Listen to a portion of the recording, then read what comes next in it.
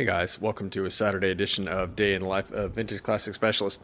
So this car belongs to a customer who reached out to me about having some interior work done. He wanted new seat covers put on and I think new carpet, and he had some issues with his seat rails or maybe the frames themselves. I don't remember. But anyway, it was pretty much mostly an interior only job. So I just went ahead and sent him directly to Octavio's. And but he did have a couple other mechanical things that he wanted done or checked out. And so I told him after Octavio was done with the upholstery, I would go ahead and take the car, knowing that it would be something I should be able to knock out in like a couple hours. So just kind of help them both out, not, you know, like a long-term project or anything.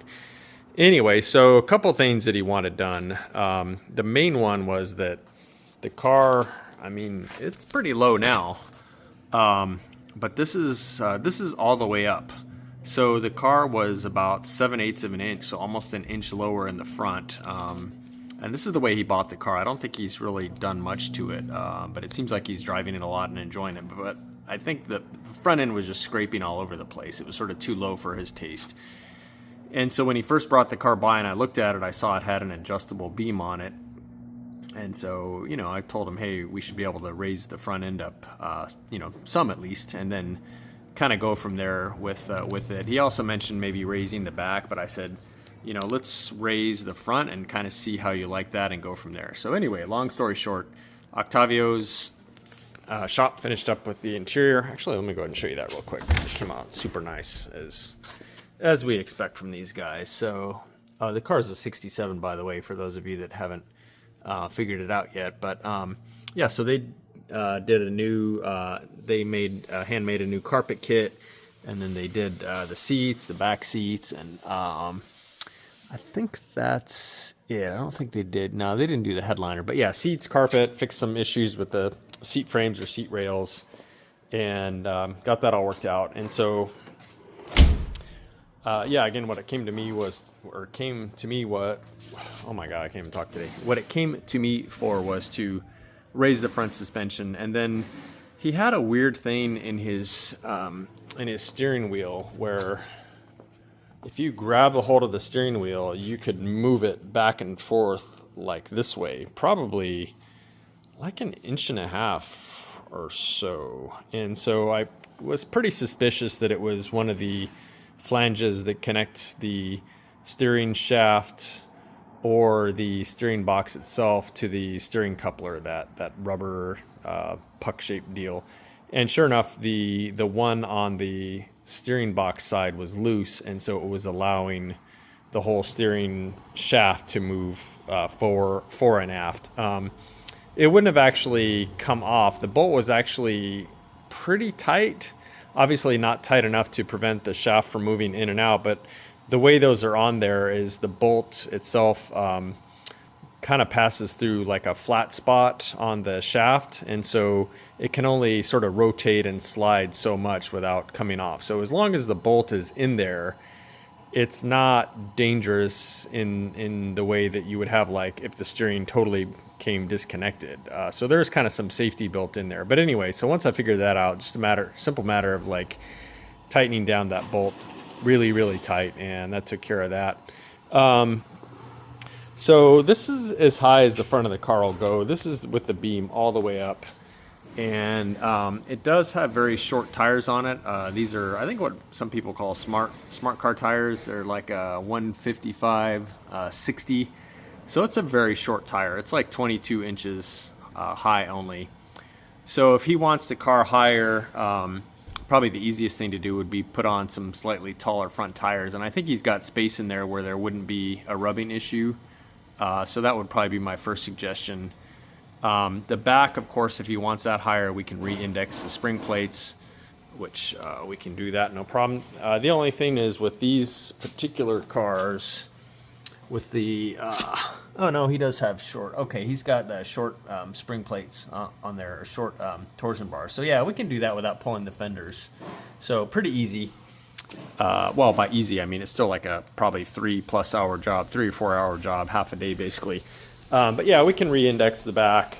The front, if he wants it to go higher without putting a taller tire on, we'll have to swap out the whole beam to one that has more adjustability on it. But Anyway, so that is part one for today. So I'm not sure what I'm gonna do the rest of the day. I've got some ideas, but I think this car may leave today or at least go back to Octavio's shop. So I wanted to kind of talk about it and show it while I still had it.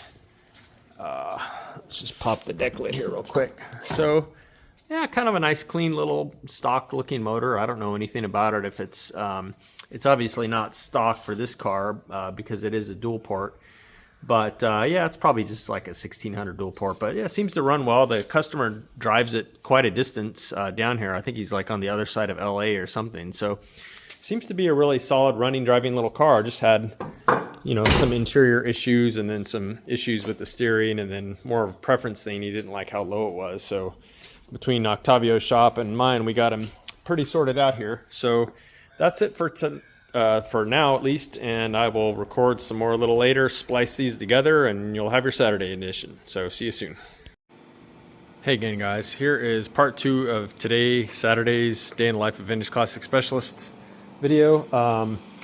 I decided to go ahead and finish up the VIN tag for this bus. So he didn't have the VIN tag for the dash. So I don't know, the dash for this bus came out of another vehicle, donor car, or something like that. So the one he had was this one, which did not match the actual number that the car is registered as, didn't match the number back here in the engine compartment, and so on. So had a guy named Gary who can stamp VW tags.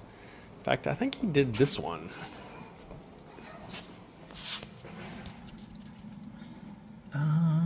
This might be an original one, but his look, if this is not one of his, then his look pretty much just like that. They're amazing.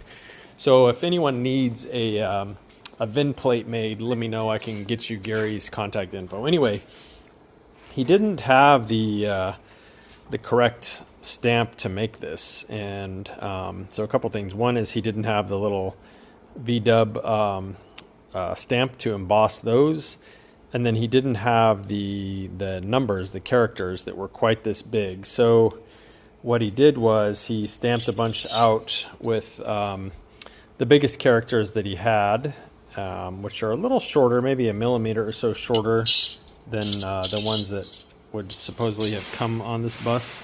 So not a huge difference, but the other thing is, and I think I showed this before, he didn't have the stamp for the VW symbol. So I basically took a old VW bolt and ground off all the text on it. I don't even remember who was the manufacturer of this bolt, but it was one that did have the VW logo on it. So ground off everything except the VW logo and then made myself some sort of crosshairs on it for lining it up and went to stamping away. And I had him stamp the numbers many times. I think he made like 5 or 6 because I knew it was going to kind of take me a while to get the hang of it and make sure that I was getting the stamping the VW logos in a way that looked good. And so yeah, I went through a bunch of them, getting better every time, and then finally landed on this one here, which I'm pretty happy with. And so then I went ahead and trimmed it to match shape of the original one, and I've got marked where the holes are going to go, so this will get riveted on the dash.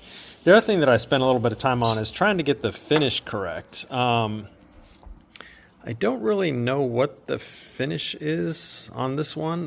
The tag is definitely aluminum, but it almost looks like it's a dull zinc plating on it. I'm not sure.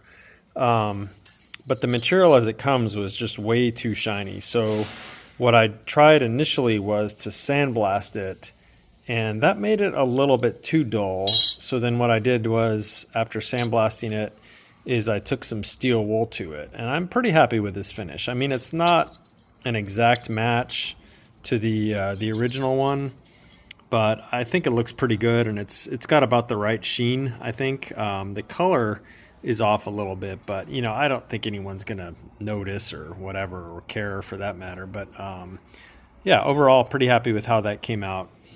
And so that's ready to go. We'll probably go ahead and rivet this on the dash pretty soon, and then we can pop windshield in there, because I think everything else on the dash, at least, you know, as far as the windshield is concerned, is done. I've got all the vents in and all this stuff. This is all bolted up. So once that VIN tag gets bolted or riveted on here, then yeah, we may just go ahead and put the windshield in. Yeah, we'll see. I gotta talk to Octavio and see if they need to tuck the headliner under the windshield. I honestly don't know off the top of my head on these trucks if it's like that or not. But anyway, so the other thing I'm going to do today, which I will go home and do, and so I won't probably include that in today's video, but I talked yesterday about the studs, or the lug nuts rather, that hold the adapters on the front rotors of this being too tall by about 50 thou of an inch. So what I'm going to do is I'm going to take this assembly home and clamp this down on the table of my mill, and then I'll go ahead and machine probably like 60 thou off the height of all these lug nuts. And I brought some extras to do.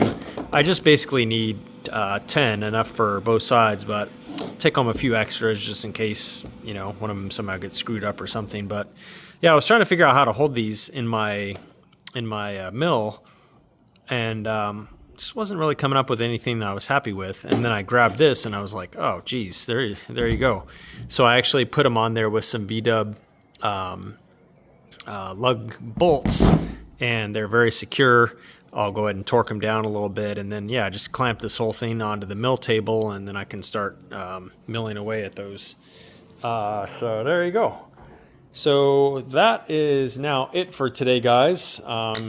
Again, I'm going to go home and work some more on this, but I won't be showing that on the video. But maybe I'll show you guys how that goes on Monday. So anyway, hope everyone enjoys the rest of their weekend. Thanks for watching, and see you soon. Bye.